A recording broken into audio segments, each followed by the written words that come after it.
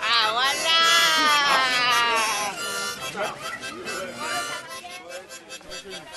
Désireux de mettre à profit la communauté de leur vision d'une économie sociale et solidaire et leur complémentarité, l'ONG Association Jeunesse Action Agia Mali et la plateforme malienne du commerce équitable ont décidé de joindre leurs efforts pour l'organisation d'un événement de sensibilisation et de promotion d'une consommation locale et responsable au Mali. C'est ainsi qu'une série d'activités furent organisées en fin juillet, début août 2009. Il s'agit principalement d'une exposition de produits accompagnée du lancement officiel de la plateforme malienne du commerce équitable et une série d'initiatives à Bamako.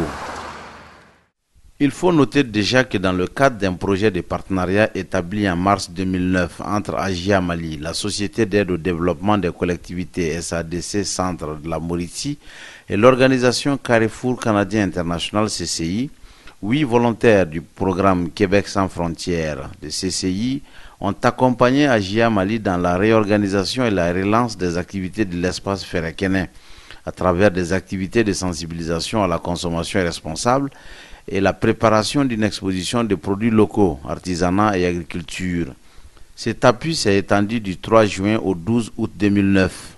En fait, c'est la première année que Carrefour Canadien International initie un projet de partenariat ici avec Agia qui concerne l'apport ici de stagiaires québécoises. C'est un projet qui porte entre autres sur la sensibilisation à la consommation responsable, mais d'une manière plus large aussi qui concerne l'intégration culturelle d'un groupe d'étrangères ici même au Mali dans une optique d'un travail en toute solidarité. Concrètement, il a porté sur les initiatives de promotion d'une consommation locale et responsable au Mali. Dans le cadre des initiatives de sensibilisation à une consommation locale et responsable, le samedi 25 juillet 2009, au centre Djoliba de Bamako, une projection de courts-métrages et documentaires sur la consommation responsable et un débat ont été organisés par les acteurs. Le film et les exposés ont suscité de vives réactions dans la salle.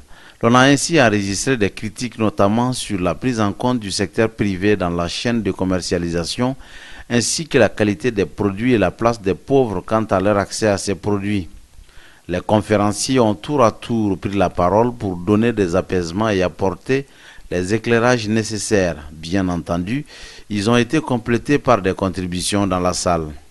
Au niveau du Mali, nous avons à la date d'aujourd'hui des exemples concrets qui ont été développés avec l'appui des ONG comme Helvetas, comme Oxfam, et depuis 2004, qui ont vu la certification de certains producteurs au Mali. Peut-être vous serez surpris par rapport aux chiffres que je vais annoncer. Et à la date d'aujourd'hui, environ une recette annuelle de 700 millions de francs CFA qui rentre chaque année au niveau des producteurs maliens par rapport au commerce équitable. Au moins 700 millions. Et donc, il y a environ 90 millions qui sont investis directement pour des projets de développement sociaux qui s'exécutent à la base au niveau des coopératives ou dans les communautés, dans les collectivités décentralisées. Donc, ce mouvement qui est là aujourd'hui, pour nous, rencontrer les citoyens maliens, c'est essayer de leur faire voir qu'il y a une possibilité de changer les règles qui sont là, qui sont les règles du commerce international. À travers quoi? À travers les choix que nous allons faire, à travers les actions que nous allons poser à l'intérieur du pays. Aujourd'hui, il s'agit de faire en sorte qu'il y ait véritablement une justice économique. Comment comprenez-vous que dans le cadre du commerce international, injuste que les producteurs soient écrasés parce que leurs productions sont bradées, leurs productions ne servent plus à quelque chose sauf aux pays qui les achètent et qui tirent beaucoup de profits. Donc le fait de militer aujourd'hui pour une justice sociale et économique, c'est de pouvoir établir une règle équitable dans le commerce et faire en sorte que les producteurs, les petits producteurs qui sont à la base puissent vivre dignement de leur production et pouvoir se mettre dans tous les droits humains et faire en sorte qu'ils puissent avoir accès aux mêmes services que les autres. Certes, des fois, c'est facile de s'attaquer aux intermédiaires. Alors que je trouve que c'est un maillon aussi essentiel qu'on doit pouvoir vraiment saisir, travailler. Ils sont entre deux maillons essentiels. Le consommateur qui décline sa demande et le producteur qui doit tout faire pour satisfaire cette demande du marché. Donc, cet acteur qui est intermédiaire, il occupe une position stratégique. Ce ne serait pas une solution facile de les écarter. Ça peut nuire vraiment à la qualité et à toute la stratégie mise en place. Ce serait mieux de gérer avec eux. Et généralement, ce seraient des hommes, des acteurs qui ont un certain niveau, qui, un petit renforcement des capacités, pour influer sur les deux bouts. Donc ça peut vraiment prendre en compte la solution à l'intérieur même du système. Je sais que la perfection n'existe pas. Hein. Et même s'il était donné à notre espèce la possibilité d'atteindre la perfection, je crois que les artisans seraient peut-être les premiers à subir cette mutation. Parce que c'est eux qui fabriquent les choses pour nous, consommateurs. Et cette consommation responsable est difficile aussi dans notre pays, compte tenu des mentalités, à mon avis, qui n'ont pas encore émergé de la préhistoire. Il y a certaines mentalités ici. Moi, je vois après combien d'années d'indépendance, 50 ans bientôt, mais des mentalités qui n'ont pas encore émergé de la préhistoire. Il faut voir comment les gens se comportent. Donc, c'est extrêmement grave. Et le problème essentiel, comme l'a souligné tout à l'heure le précédent orateur, c'est le problème de la qualité. Il faut veiller sur ça. Le 30 juillet 2009, à l'espace Bouna de Bamako, s'est déroulée la cérémonie de lancement officiel de la plateforme malienne du commerce équitable. C'était sous la présidence du représentant du ministre du Développement social, de la solidarité et des personnes âgées. La plateforme est le fruit d'un partenariat dynamique et fécond entre AGIA Mali, la plateforme malienne du commerce équitable, le Carrefour canadien international, Oxfam Grande-Bretagne et Helvetas Mali. Vous savez, les initiatives de commerce équitable se sont mises en place à travers le monde. Ça fait déjà plus d'une décennie. Et à la date d'aujourd'hui, les acteurs africains, notamment maliens, contribuent de façon significative à ces initiatives, mais sans avoir des bases réelles sur lesquelles il faut bâtir le développement local à partir de ces initiatives.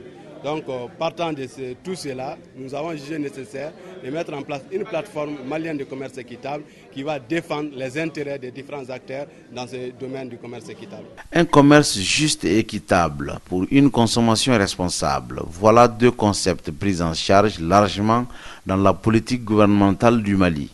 C'est un immense plaisir de présider au nom du ministre du Développement social, de la solidarité des personnes âgées, la cérémonie de lancement de la plateforme malienne du commerce équitable et des journées sur la consommation responsable. Ces journées relayent et consolident les efforts que déploie le gouvernement de la République du Mali à travers le département du développement social, de la solidarité et des personnes âgées en faveur de l'économie sociale et solidaire qui place l'homme et son bien-être au cœur du développement socio-économique de notre pays. Le représentant du ministre du Développement social, de la solidarité et des personnes âgées a également procédé à l'ouverture des 3 journées d'exposition-vente. C'était à l'espace aménagé pour la circonstance à côté du siège de l'ONG AGIA Mali, 6 Amdalaï ACI 2000. À l'intérieur, c'est un chef-d'œuvre représentant le Mali authentique qui est exposé. Pendant 3 jours, du 30 juillet au 1er août 2009, le public a pu découvrir et contempler les produits made in Mali. De l'agroalimentaire à l'artisanat, chacun de son côté a étalé son savoir-faire.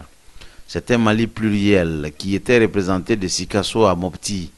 Parmi les œuvres exposées, la maroquinerie, la poterie, le bogolan, la teinture, l'indigo avec une gamme de produits alimentaires variés. Les mangues séchées, le gingembre, le beurre de karité, etc. Première spécificité de tous les produits, l'utilisation du bio. Les artisans se réjouissent de cette initiative de l'AGIA qui leur a permis de nouer des contacts fructueux avec comme résultat la promotion et la vente de la destination Mali à l'extérieur. J'ai rencontré beaucoup de gens, des artisans que je ne connaissais pas et puis les gens qui m'ont acheté des choses, qui vont aller dans mon atelier, qui vont me commander des choses. Ça m'a beaucoup rapporté des choses.